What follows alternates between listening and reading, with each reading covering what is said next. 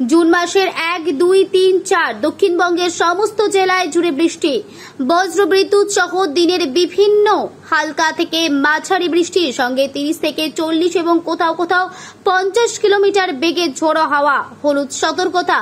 দক্ষিণবঙ্গের সব জেলায় বৃষ্টির সঙ্গে কোনো কোনো জেলায় বজ্রপাতের সতর্কতা। আজকাল পরশু উত্তরের 5 জেলায় কমলা সতর্কতা। দার্জিলিং, কালিম্পং, কুচবিহার, আলিপুরদুয়ার এবং জলপাইগুড়ি জেলায় ভারী থেকে অতি ভারী বৃষ্টি। এর মধ্যে জলপাইগুড়ি এবং আলিপুরদুয়ার, কুচবিহার অতি ভারী বৃষ্টির সতর্কতা। 1 এবং 2 তারিখ উত্তরের এই 5 জেলায়, পাশাপাশি উত্তর দিনাজপুর জেলায় ভারী বৃষ্টি হতে পারে। উত্তরবঙ্গে বৃষ্টির জন্য রেমালের ছেয়ে যাওয়া জলীয় বাষ্প দায়ী, সঙ্গে আছে শক্তিশালী অক্ষরেখা।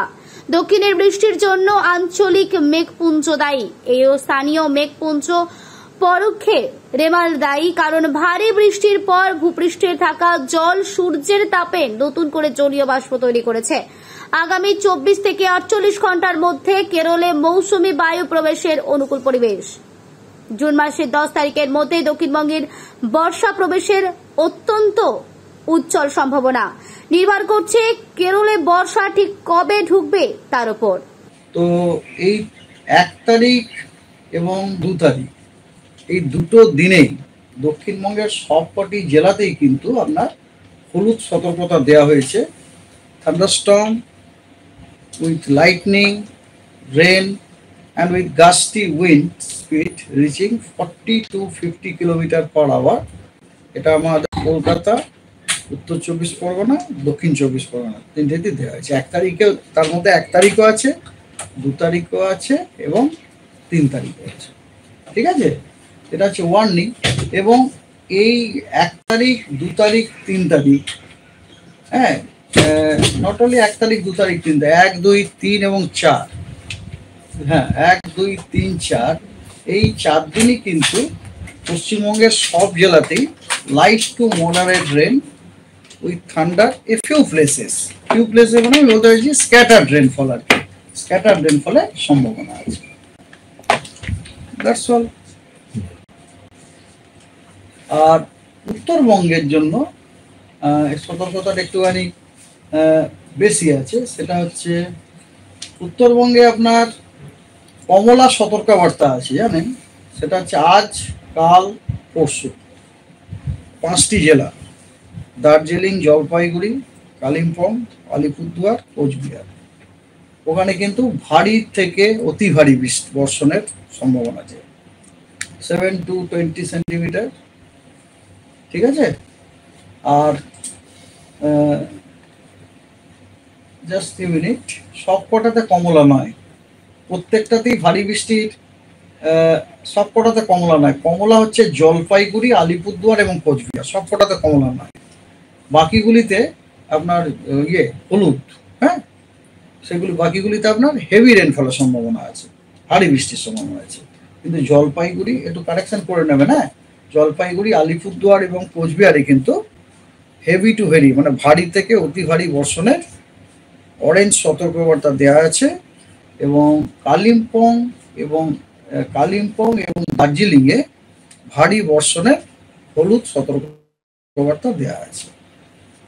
এছাড়া আপনার এটা হচ্ছে আজকে, কালকে, পরশু 29, 30 এবং 31। 1 তারিখ এবং 2 তারিখে ওই 5টি জেলা দার্জিলিং, জলপাইগুড়ি, কোচবিহার, আলিপুরদুয়ার এবং কালিম্পং, ওই 5টি জেলা এবং তার সাথে উত্তর দিনাজপুরে ভারী বর্ষণের হলুদ সতর্কবার্তা দেওয়া আছে। ঠিক আছে। উত্তর দিনাজপুর, হ্যাঁ, অনলি উত্তর দিনাজপুর, এবং বাকিতে কোনো আর সতর্কবার্তা নেই। আর নর্থ দিনাজপুরের ওয়েদার হচ্ছে যে প্রত্যেক দিনই ওয়াইড স্প্রেড রেনফল। ওই আপনার যে 5টি যে নর্দার্ন ডিস্ট্রিক্ট আছে, প্রত্যেক দিনই আপনার ওয়াইড স্প্রেড রেনফল হচ্ছে। 5টি নর্দার্ন ডিস্ট্রিক্ট মানে আপনারা বুঝতেই পারছেন কি বলতে চাইছি। দার্জিলিং, কালিম্পং, জলপাইগুড়ি, আলিপুরদুয়ার এবং কোচবিহার, ওগুলোতে আপনার ওয়াইড স্প্রেড রেনফলের সম্ভাবনা আছে সব কটা দিনে, all the 7 days as such, 29 তারিখ থেকে শুরু করে আপনার পুরো 5 তারিখ পর্যন্ত। আর বাকি যে জেলাগুলি সেগুলিতে 29, 30, 31-এ স্ক্যাটার্ড, 1 তারিখ 2 তারিখ হচ্ছে ফেয়ারলি 29, 30, 31-এ, আর 1 তারিখ এবং 2 তারিখ ফেয়ারলি ওয়েস্টেড। তো দ্যাটস অল।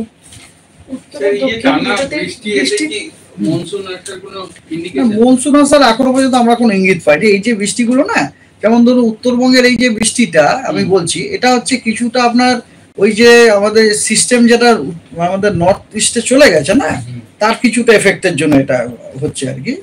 হ্যাঁ, ওটা ওখানে চলে যায়, ওই সিস্টেমটা ওদিকে যাওয়ার জন্য যে আমাদের এখানে এই নর্থ ইন্ডিয়াতে না, এই সরি নর্থ বেঙ্গলে কনস্ট্যান্টলি আমরা ইস্টার্লি উইন্ড, ইস্টার্লি মানে পূর্ব দিক থেকে যা হাওয়া আসছে সেটা পাচ্ছি আমরা। এবং আর একটা, তার কারণ আপনি জানতে চান খুব ভালো, আর একটা হচ্ছে একটা ট্রাফ আছে, ট্রাফ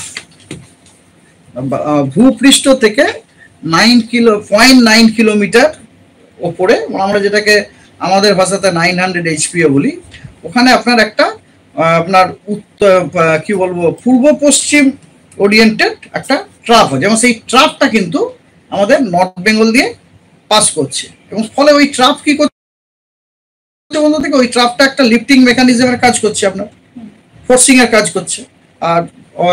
আর আপনার কথা হচ্ছে কি যে অলরেডি ওখানে যে ট্রাফের সাউথে যে সাউথ ওয়েস্টার্লি যে উইন্ডটা আছে, তার যে হিস্ট্রিটা, এয়ার মাস হিস্ট্রি বলি আমরা, মানে তার যে অরিজিনটা কিন্তু আমাদের সমুদ্র, মানে সমুদ্র থেকেই যাচ্ছে। হ্যাঁ, আপনি এটা বলতে পারেন সমুদ্র থেকে যখন যাচ্ছে ল্যান্ডের ওপর দিয়ে অনেকখানা ময়েশ্চার ডিপ্লিট হতে হতে যাচ্ছে, কিন্তু একদম মানে কিছুটা ময়েশ্চার মধ্যে হোল্ডিং করেছে, যেহেতু এটা হচ্ছে একটা ওই এয়ার মাসের হিস্ট্রিটা হচ্ছে একটু মানে সামুদ্রিক আর কি, সেই কারণে ময়েশ্চারও ওখানে যাচ্ছে, প্লাস লিফটিং মেকানিজমও রয়েছে।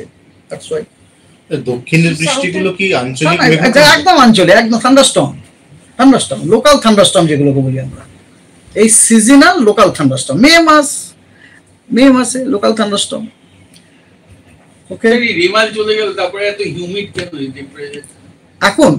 এটা তো বুঝতেই পারছেন, রেমল চলে গেছে, রেমল তো এত বৃষ্টি দিয়ে গেছে না, তো এই যে বৃষ্টি তো অনেক বৃষ্টি তো মাটির তলায় জমে রয়েছে। তো এবারে কথা হচ্ছে এটা নিয়মিত একটা বৃষ্টির পশলা, একটা বড় পশলা হয়ে যাওয়ার পরে যখন বৃষ্টিটা বন্ধ হয়ে যায়, তখন তো সূর্যর কিরণ দিতে শুরু করে, তখন হিটিং স্টার্ট হয়। তো ওই হিটিং এ কি হয়, মাটির তলায় যে জলগুলো আছে না, ওগুলো এভাপোরেট হতে শুরু করে, as a result of which আপনার অ্যাটমসফিয়ারে মানে এক্সট্রা ময়েশ্চার চলে আসে, অ্যাটমসফিয়ারে ওয়াটার ভেপার চলে যায়, তো ন্যাচারালি হিউমিড হবে।